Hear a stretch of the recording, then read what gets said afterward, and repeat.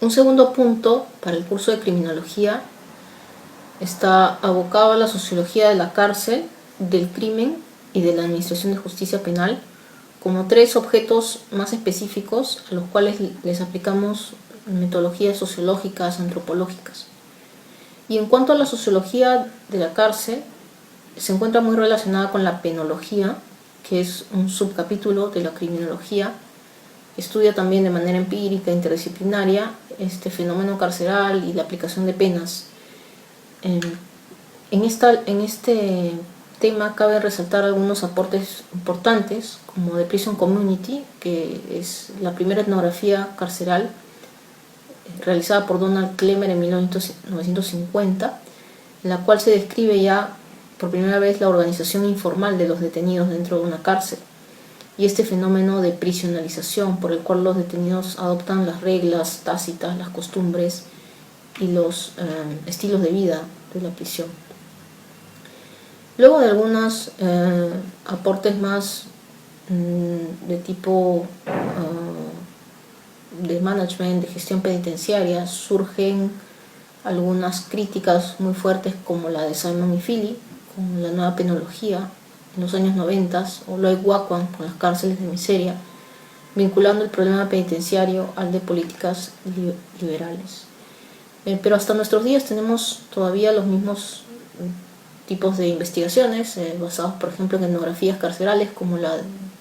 Ben Crowley en The Prison Society en Inglaterra, describiendo estas adaptaciones de los detenidos, su relacionamiento con los funcionarios, entre ellos, y también ya en un contexto en el cual una gran proporción de la población penitenciaria está relacionada con drogas. Otro tipo de también teorías actuales son las pandillas de las cárceles, como estas organizaciones ya cada vez con mayor capacidad de proveer servicios, bienes o seguridad en mercados ilícitos e incluso control fuera del recinto penitenciario, que se han descrito también en el Perú por José Luis Pérez Guadalupe en Fraites y Atorrantes, y que también podrían haber tenido un rol positivo en algunos contextos regulados, como también James Cavallaro con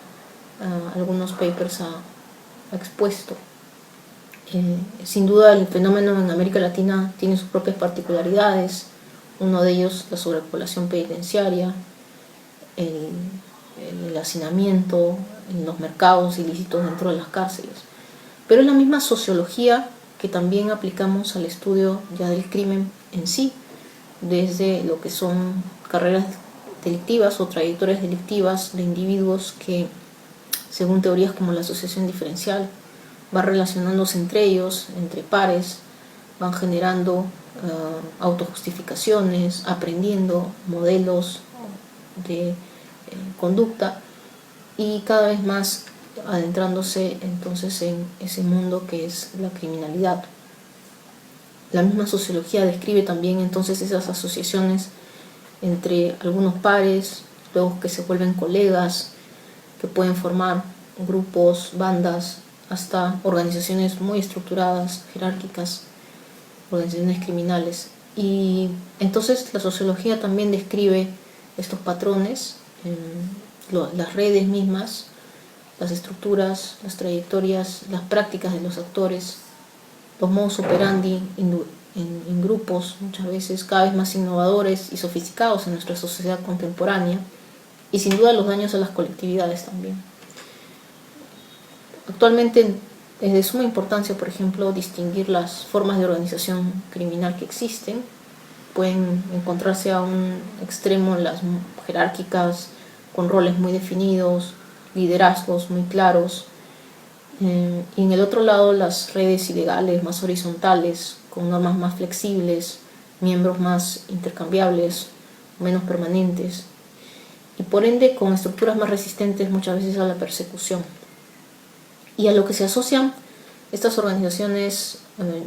o la actividad delincuencial cada vez más organizada en grupos o en organizaciones criminales, es a mercados de suministros de bienes ilícitos, mercados de los cuales participan una serie de actores que tienen sus propias dinámicas también y que son de interés entonces de esta sociología contemporánea del crimen. la misma sociología se le aplica al estudio de las mismas organizaciones estatales, como son las entidades de la Administración de Justicia. Por ejemplo, el Instituto Nacional Penitenciario, en el Perú, con un problema de déficit de infraestructura, como vemos, una capacidad de albergue que no logra colmar las necesidades, con ciertas características cuantificables en cuanto a características de los detenidos, el tiempo que pasan reclusos, los delitos por los cuales se encuentran reclusos, y las mismas estadísticas también se pueden encontrar las mismas caracterizaciones en las prácticas, por ejemplo, judiciales para otorgar penas privativas de libertad o penas suspendidas, o para implementar mecanismos alternativos en ciertos contextos, en ciertas condiciones, frente a ciertas dinámicas o problemáticas. Y nos permite también postular propuestas más concretas de reformas del sistema de justicia,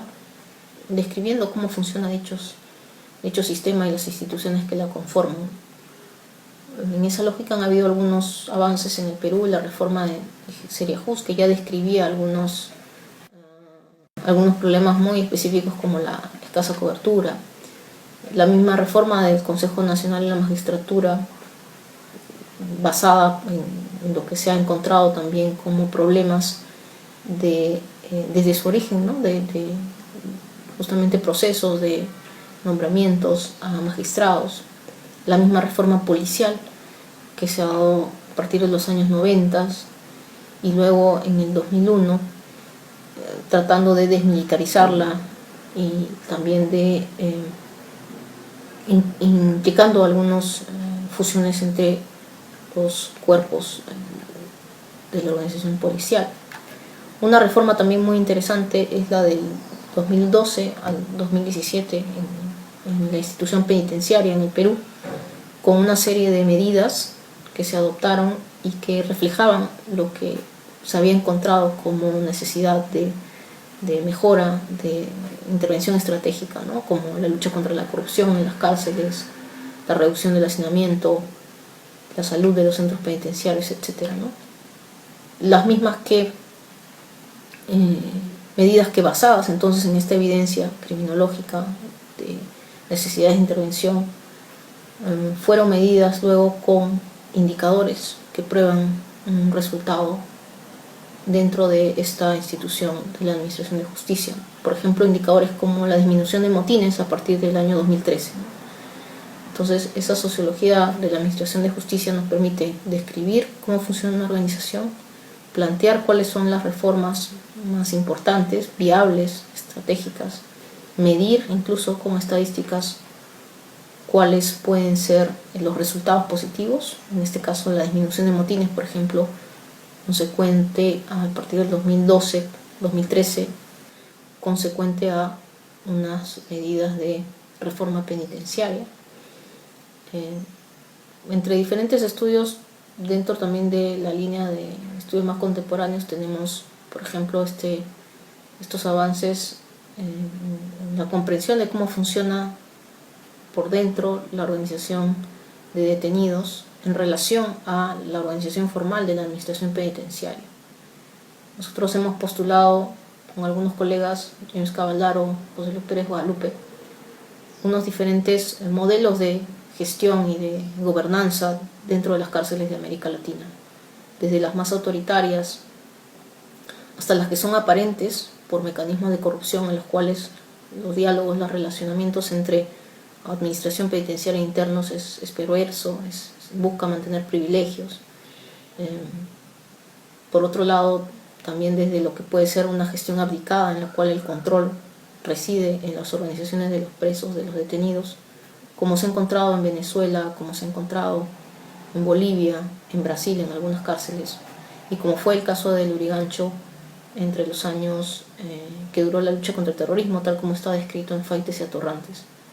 Y encontramos también modelos de gobernanza carcelaria en los cuales puede haber un diálogo, una incorporación positiva de las organizaciones de los internos. Entonces, es la misma sociología, la misma antropología,